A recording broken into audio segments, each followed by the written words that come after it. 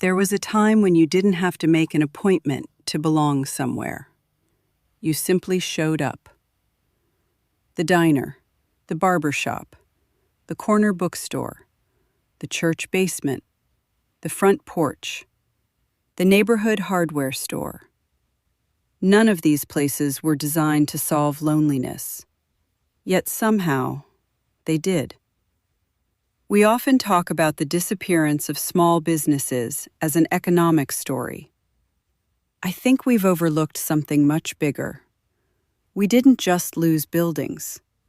We lost the places where a civilization quietly practiced being a civilization. These ordinary places asked very little of us. You didn't have to curate your identity. You didn't have to build a personal brand.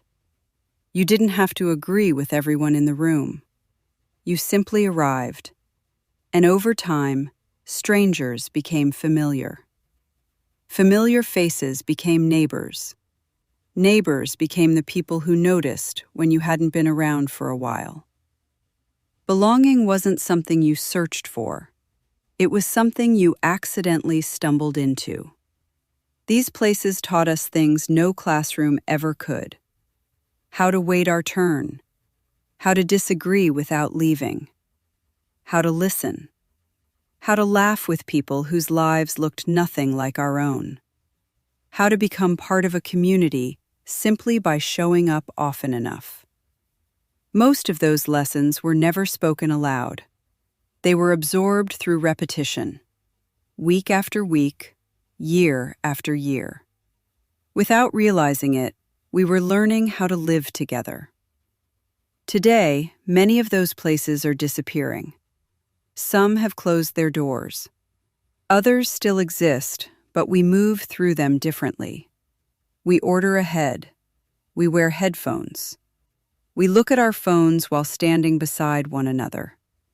Efficiency has quietly replaced encounter. Convenience has replaced conversation.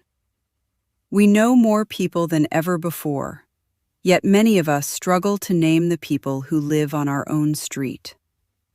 Perhaps that is why loneliness has become so difficult to explain. It isn't simply the absence of relationships. It is the absence of shared places where relationships naturally begin. Not every conversation changed your life. Most didn't. But every once in a while, someone at the next table would say something you never forgot. Someone would remember your name. Someone would ask how your mother was doing. Someone would notice you were carrying more than you let on. Those small moments rarely make history. Yet they are the threads from which communities are woven.